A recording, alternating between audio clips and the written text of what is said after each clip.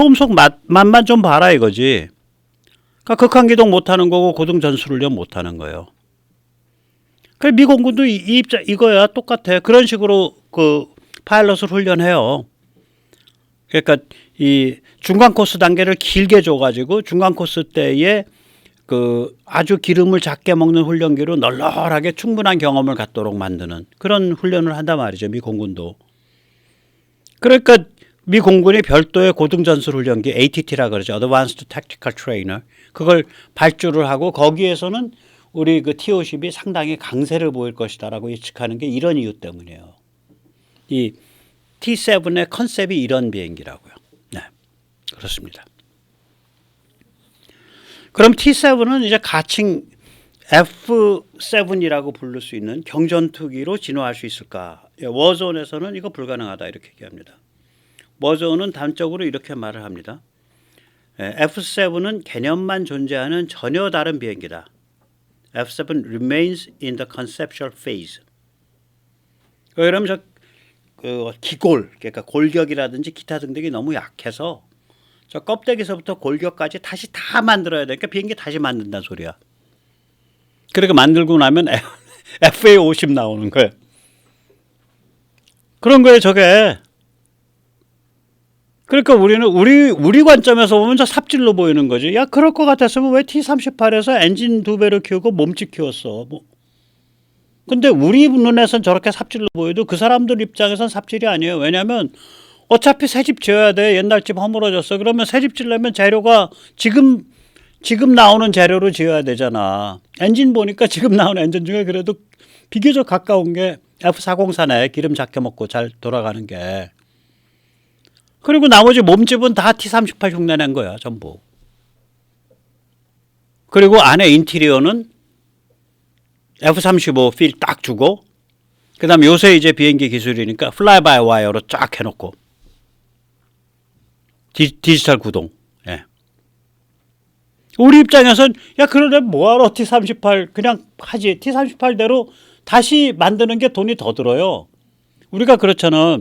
만약에 고옥이라 그러죠. 고옥과 같은 것을 나무를 진짜 다시 고옥처럼 깎아서 다시 하려면 그냥 멀쩡한 콘크리트로 집 짓는 것보다 돈 훨씬 많이 들잖아요. 그래서 고옥을 사서 해체를 한 다음에 갖고 와서 다시 조립하는 방식을 쓰잖아. 그러니까 21세기에는 T-38을 고스란히 만들 방법이 없는 거예요. 21세기적 방법으로 비슷하게 가는 수밖에 없어. T-38에. 21세기 방법으로 비슷하게 T-38을 흉내낸 게 T-7입니다. 그렇게 보시면 돼요. 그리고 목적은 중급 코스 전용기예요. 그러니까 중급 코스 전용기를 가지고 중급 코스를 널널하고 길게 운영하는 국가들을 위한 중급 코스 전용기입니다.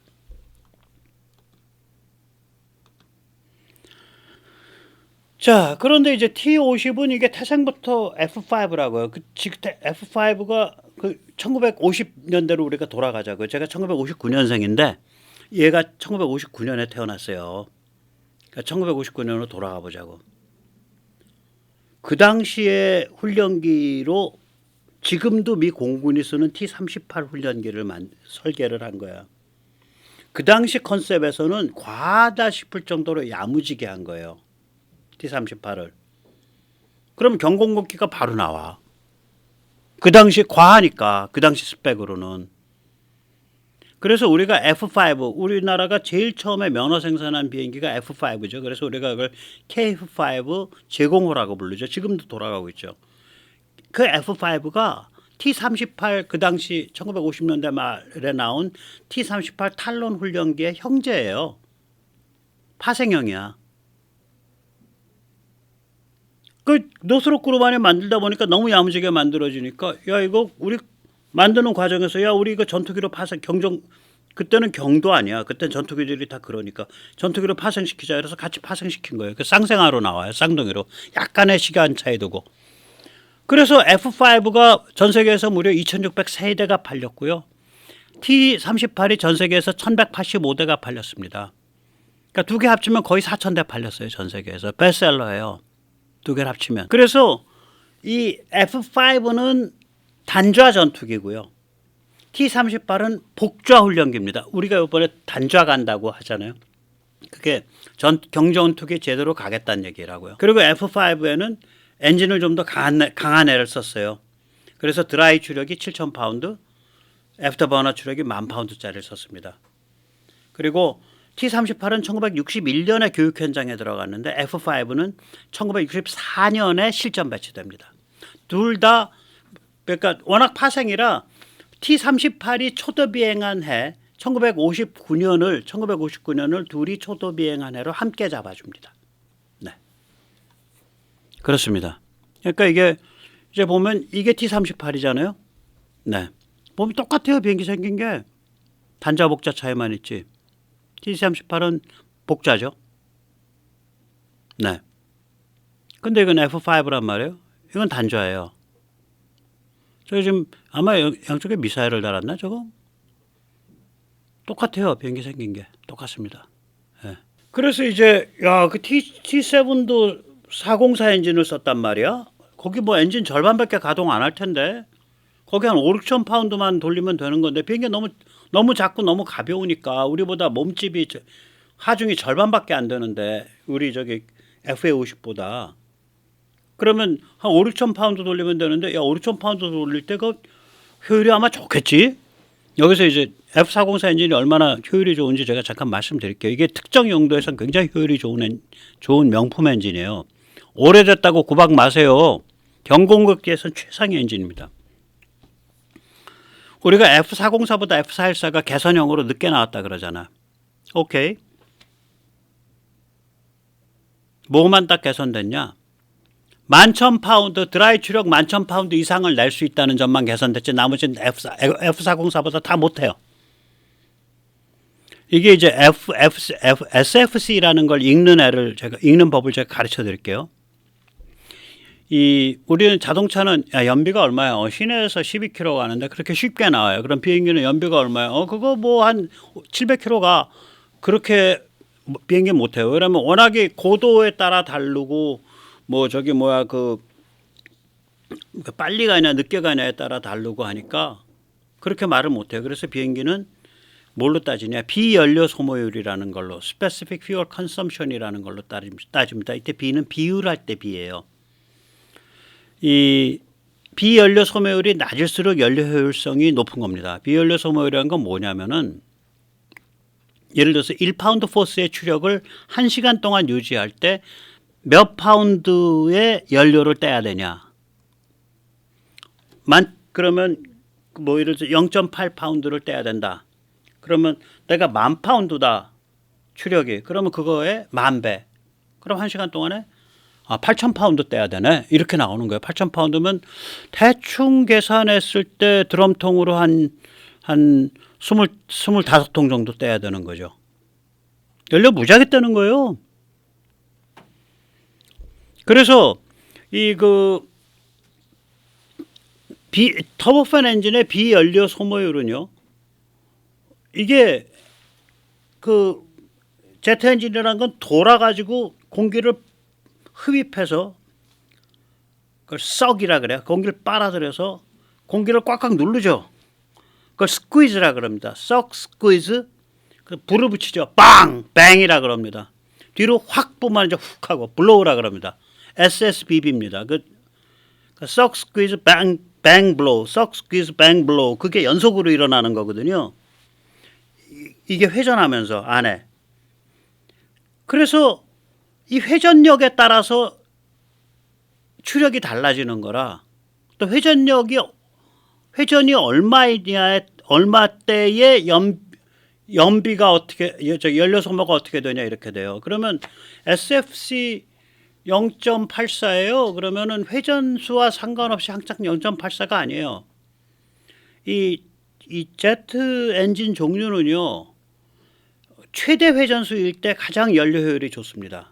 터보팬은 이거 밀리터리 하시는 분들도 이거 잘 몰라가지고 예를 들어서 우리 F414 엔진이 13,000 파운드 포스 추력일 때 0.84가 연료 효율성인데 그러면은 5,000 파운드 추력일 때도 0.84로 해서 0.84 곱하기 5,000 해갖고 5,000 파운드 추력으로 만약에 그 엔진 다른 비행기가 날아간다. 그리펜 같은 게 하나니까 날아간다. 그러면 5,000 곱하기 0.84 그래서 뭐 1시간에 한 4,000 파운드 뗍니다. 뭐 이렇게 쉽게 얘기하셨는데 아닙니다.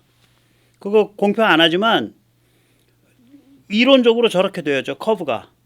그러니까 추력이 낮아지면 우리도 자동차도 똑같잖아. 자동차도 추력이 낮아지면 자동차도 연비가 가장 좋은 RPM 구간이 있잖아요. 자동차는 예를 들어서 2000에서 3000 RPM이 제일 연비가 좋고 오히려 RPM이 늦어지면은 빨라지면 연비가 다시 나빠지지만 비행기는 달라요. RPM이 가장 높을 때가 그 엔진이 최대 RPM에 도달했을 때가 연료 효율성이 제일 높습니다. 이 그 제트 터보 쪽은. 그러니까 결국 가장 추력이 높을 때가 연료 효율성이 제일 높다는 얘기지. 연료는 물론 많이 쓰죠. 그래서 그러니까 이게 추력을 줄이면 작은 비행기들은 추력을 줄여야 되잖아. 추력을 줄이게 되면 연료 효율성이 떨어져요. 그러니까 저런 식의 커브라니까 커브가. 오른쪽 축은 추력이에요. 추력 RPM이고. 그 추력이 줄어들면 FSC 값이 올라가죠. FSC 값이 연료 소모율이 올라간다는 얘기는 효율성이 떨어진다는 소리죠. 그래서 F414는 어느 때 제일 소모율이 제일 낮냐, 즉 어느 때 효율이 제일 높냐면은 0.84 비효율이 0.84일 때 아니 추력이 13,000 파운드 포스일 때 0.84로 제일 낮아집니다. F404는 저는 13,000까지 힘을 못 내는 애 아니야. 최대 힘내는 게 11,000이잖아. 11,000일 때 비연료 소모율이 0.81입니다. 예, 얘는 여기에 오는 거예요. 그러면 자 내가 비행기가 작아. 그래서 나 지금 414 엔진 말이야. 13,000 내 414 엔진 달고 있는데 13,000까지 나 낼 필요 없어. 나 저 11,000만 낼래. 11,000으로 내가 옮기면 그때 차이는 굉장히 커져요. 둘 사이에. 한 0.1 차이 날 거예요. 10% 이상. 근데 내가 만약에 이걸 5,000으로 갈라 그래. 6,000으로 천천히 갈라 그래. 그럼 나는 여기쯤 가 있는 거야. 414 엔진은. 근데 404 엔진은 얘가 급격하게 안 오르고 천천히 바닥으로 해서 올라가는 애야. 엔진 성격이. 그러면 차이는 더 커지네. 그러니까 11,000까지만 내가 추력이 필요한 비행기를 쓰겠다. 드라이 기준. 그러면 404가 최고입니다. 404 최고예요. 말하자면. 저런 식으로 깔려 있는 게 바닥으로 깔려 있는 게. 물론 저거 더 개선하면 좋아요. 저 11,000까지만 내는데 11,000에서 요새 기술 쓰면 나중에 뭐 우리 하나 에어로스페이스 같은 데가 11,000에서 저 크기로 요새 기술 써서 TIT 온도 많이 안 올리고 압축비만 좀 올리고 어쩌고 저쩌고 해서 요새 기술 써갖고 TIT라는 건 안에 그 불꽃이 그 터빈에 가서 닿는 온도를 뜻합니다. 터빈 인렛 템퍼러처. 그래서 저걸 만약에 0.72까지 가서 저 곡선이 낮게 쫙 깔린다. 그럼 최고예요. 곡선이 낮게 깔린다는 얘기는 힘이 그렇게 많이 필요하지 않아서 작게 엔진 그러니까 RPM을 늦게 돌리더라도 힘이 나온다 이 소리가 되는 거죠. 이 RPM과 이 그 힘 사이의 관계 가지고 제일 자동차 엔진 중에 제일 골 때리는 게 마즈다의 완켈 엔진 아니에요. 마즈다 자동차가 다 좋은데 멋있죠. 그 로타리 엔진 얘가 약점이 뭐냐면 RPM이 떨어지면 힘을 못 써요. 우리가 디젤 엔진 좋은 게 디젤 엔진 끄는 힘이 좋다라고 얘기하잖아요. 화물차 같은 게 저게 가솔린 엔진보다. 왜 그러냐면 디젤 엔진은 RPM이 떨어져도 끄는 힘을 여전히 잘 내. 차를 천천히 가도 짐을 많이 싣고 천천히 가도 가죠. 가솔린 엔진은 RPM을 떨어뜨리면 힘이 뚝 떨어져요. 완켈 엔진은 마즈다의 완켈 엔진은 RPM 떨어뜨리면 퍽 가요 그냥 힘이. 그러니까 뺑 하고 고속으로 가든지 아니면 빌빌빌빌 싸든지 둘 중에 하나지 중간이 없는 거지.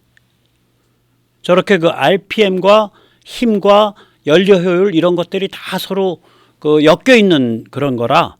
예, 그래서 우리가 그 404 엔진 그렇게 구박하면 안 됩니다. 예, 구박하지 마십시오. 그래서 저는 이거 알고 난 다음부터 FA50에서 엔진 414로 개비하는 거 옛날엔 그런 걸 막 떠들었었는데 아니다. 그건 뭐에서 결정돼야 되냐? 우리가 FA50에서 드라이 기준 11,000파운드 이상 13,000까지 써야 된다. 그러면 414를 갈 수밖에 없는데 그거는 뭐 작은 비행기야. 11,000이면 뒤집었어. 그러면 404 쓰는 게 훨씬 돈 아끼는 거예요. 그래서 404가 그렇게 기름을 작게 쓰는 비행기인 거예요. 404 다른 그런 비행기들이. 그러니까 404를 잘 알뜰살뜰하게 이용해 먹고요.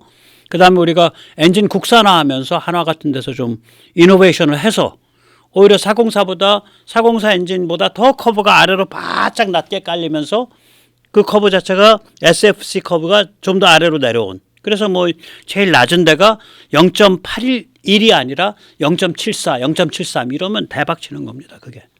네. 자, 거의 뭐 약장수 같네. 네, 자바 같네. 자, 우리는 경공격기 FA50에서 승부를 내야 돼요. 제가 살펴보셨지만 훈련기에서는 우리가 모든 훈련기 시장을 휩쓸 수가 없어요. 큰 나라, 잘 사는 나라, 대량으로 공군 조종사를 배양하는 나라, 일본, 미국 같은 나라들은 전형적으로 중급 코스 전용기를 가지고 중급 코스 훈련 과정을 길고 널널하게 줘요. 그런 시장에는 우리가 들어갈 수가 없어요. 중급 코스 전용기에는. 보셨잖아. 딴 애들은 우리 엔진의 절반, 우리 연료의 절반을 가지고 비행기를 돌리는데 우리 거 비행기 좋습니다. 아무리 자랑해도 소용이 없어요. 우리 거 초음속으로 1700, 1800km 날아갑니다. 아니요. 어차피 중국 코스라 그냥 초음속 만만 보면 되는데요. 우리 거 가지면은 뭐 여러 가지 그 고급 전술훈련 할 수 있습니다. 그러면 우리 고급 전술훈련기 발주할 테니까 그때 오세요. 중국 코스엔 필요 없어요. 그거. 이거라고 이제. 그런데 경공격기로 가게 되면 이게 경공격기는 고급 전술훈련기랑 딱 같은 거거든 이게. 그러니까 우리는 고급 전술훈련기 시장이에요. ATT 시장이에요. 물건의 성격이. 단지 한국 공군의 파일럿 양성 과정이 특이해요. 한국 사람들이 학습 능력이 뛰어나고 근성이 독하니까 프로펠러 비행기 돌리다가 웅비 타다가 다 하루아침에 야 너 내일부터 말이야 저 멋있게 보이잖아. 저거 좀 타봐. 겁나는데 야 우리들 다 했어. 임마 괜찮아 타. 한국은 그렇게 가는 거고 다른 나라는 그렇게 못 가는 거예요. 그러면 우리는 이제 고급 이제 다른 나라 기준에서 보면 우리 미국 기준에서 보면 FA50 아니 T50은 이건 전형적인 고급 전술훈련기 ATT입니다. 그럼 이거는 경공격기랑 딱 손뼉에 마주치는 거지. 그 미국이 이걸 이쁘게 본 거야. 그래서 놀라지 마세요. 미국산 레이더를 외국 비행기 어떻게 보면 외국이잖아. 롱마가 지분을 갖고 있다고 하더라도 외국 비행기에 미국산 레이더 달아준 유일한 비행기가 아마 FA50 하나뿐일 거예요. 유로파이터도 그 기계식이에요. 유로레이더인가 유로레이더 컵터인가 그래요. 라팔은 탈레스가 만든 거예요. A사고. 일본 F2는 일본이 전 세계에서 A사 레이더를 제일 먼저 만든 나라 아니에요? 일제 A사 레이더를 달고 있죠. 미쓰비시 전기가 만든 거. 웬만하면 미국이 이렇게 레이더만 빼놔서 따로 안 팝니다. 그러니까 이거를 FA50을 전 세계의 그 경공격기 솔루션으로 띄워주고 있는 거예요, 미국이. 그 다음에 미국의 이게 최신 스나이퍼 포드인데 이 스나이퍼 포드가 F-15에 달린 것보다 최신이에요. AN/AAQ-33. 우리 FA50 블락 20에 다는 거. 이거 스나이퍼 포드로 보면 이게 밤이든 낮이든 뭐든 다 이렇게 보이는 거 아니에요. 딱 아래 내려다 보는 거 아니야. 그래서 FA50 블락 20에 국산 레이더 달고 국산 스나이퍼 포드 달고 그런 얘기 할 필요 없어요. 이거는요. 욕심내면 망해요. 미국 아우라 100% 이용해서 전 세계 경공격기 시장을 싹 쓸어버리는 게 훨씬 나아. 그 대신에 우리 레이더, 우리의 EOTGP, 우리의 스나이퍼 포드, 우리의 적외선, 우리의 IRST는 KF-21과 무인기만 보고 묵묵히 조용하게 가면 되는 거예요. 이게 세계 경공격기 시장을 제패해 놓으면 나중에 항공엔진 만들었을 때 그거 다 개비할 때 쓸 수 있고요. 여러 가지 좋은 점이 많습니다. 또 나중에 KF-21 팔 때 같은 고객한테 상위 기종 물건 파는 거니까 쉽고 여러 가지 좋은 점 많아요. 그래서 무슨 뭐 미제 레이더 우리가 개비해야 된다. 미제 스나이퍼 포도 국산으로 개비해야 된다. 이런 F-50 가지고 그 작은 거 가지고 욕심낼 일 아니에요. 작은 영역에서. 미국 아우라 딱 없고 롱마 브랜드 옆에다가 딱 끼고서 쭉 가는 게 훨씬 낫습니다. 저는 그렇게 생각합니다. 자, 그래서 세계 경공업기 시장 재패 전략을 잠깐 정리해서 말씀드리겠습니다. 네. 예, 뭐 이거는 미사일은 국산 대공 미사일, 대한 미사일, 대지 미사일, 대레이더 미사일이 KF-21 때문에 이제 앞으로 한 6년, 7년에 걸쳐서 쭉 나오잖아요. 지금 저 초음속 미사일까지, 초음속 대한 미사일까지. 그 개발되는 대로 F-50에 붙여주는 거야. 우리가 그걸 갖고 있으니까 소프트웨어를. 그 다음에 이게 무시무시한데요. 감시정찰 드론 합동작전이죠. 우리가 어차피 감시정찰 드론 우리 만들잖아. 저 국산 저피탄 무인 편대기 이 중에 무장형이 아니라 감시정찰형이 있거든. 스텔스 정찰기 무장형이 아니라 정찰형이 있단 말이에요. 무장형들은 수출이 안 돼. MTCR 때문에 미사일 기술 통제 체제 때문에. 그러나 정찰기형은 수출돼요. 얘들이 몇 킬로 보냐? 지금 방사청에서 나온 그 과제가 뭐냐면 240km를 내다보는 쏴예요. 다시 말해 240km 바깥에 있는 타겟을 정할 수 있는 거예요. 그럼 240km가 무슨 숫자냐? 7, 8,000m 고도에서 뜬 무인 편대기, 무인 정찰기가 내다볼 수 있는 거리가 240km예요. 뭐 한 10,000m 뜨면 좀 더 편하게 보겠지. 12,000m 뜨면 더 편하게 보고. 좀 더 이렇게 직각으로 이렇게 쓰게 되니까. 저기 갔다가 이렇게 끌려오니까. 그러면 앞에 가서 얘가 좌표 찍어주고 뒤에서 우리 F-52 국산 미사일로 중장거리 미사일로 때려버리고 이런 게 가능해지니까 이거 무시무시한 콤비가 돼요. 이런 솔루션 제공하는 경공격기가 어딨냐고. 우린 저런 데 해야 돼요. 뭐 우리가 저거 레이시온 팬텀 스트라이크 우리가 문질러버리고 국산 들어가야 됩니다. 롱마의 스나이퍼 포도 문질러버리고 국산 들어가야 됩니다. 이거 욕심낼 일이 아니라니까 F-50은. 저는 F-50에 대해서 욕심이나 꿈이 있다면 제가 요새 뭘 좀 알게 돼서 이렇게 공부를 하다 보니까 지금 F-50 공호 중량이 한 14,000 몇백 파운드 될 텐데 그거 어떻게 한 2,000 파운드 못 줄여볼까. 그리고 내부 공간을 인테리어를 잘 해가지고 내부 공간에서 한 2입방메타 뭐 안 되면 1.6 입방메타 정도 빼낼 수 있으면 거기에 기름을 2,000파운드를 넣을 수 있어요. 기름을. 지금 F-50에 요번에 기름 800파운드 더 추가됐잖아요.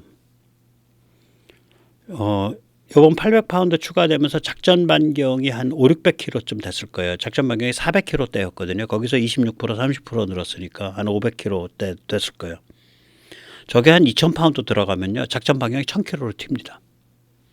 항속거리가 한 3,200-300km 나올 거고요. 작전 방향이 1,050km 이렇게 나올 겁니다. 아, 훌륭한 비행기죠. 훌륭한 비행기죠. 저는 그게 꿈이야. 예, 나중에 혹시 뭐 국민 프로젝트 파이낸싱 펀딩 카이가 그거 한다 그러면 저기에 10만 원 질르겠습니다. 네. 자, 그러면 이게 참 무기 참 신나는데 예, 죄송한 말씀 드리겠습니다. 예, K 무기 대박은 공짜가 아닙니다.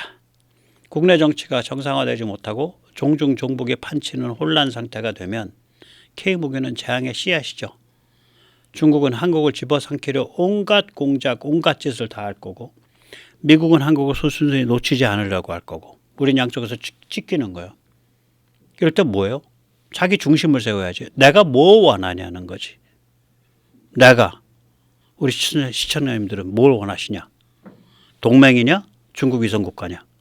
개인 자유 시장 서방이냐? 인민 예속 통제 중화권이냐? 예, 오늘 여기까지 모시겠습니다. 감사합니다.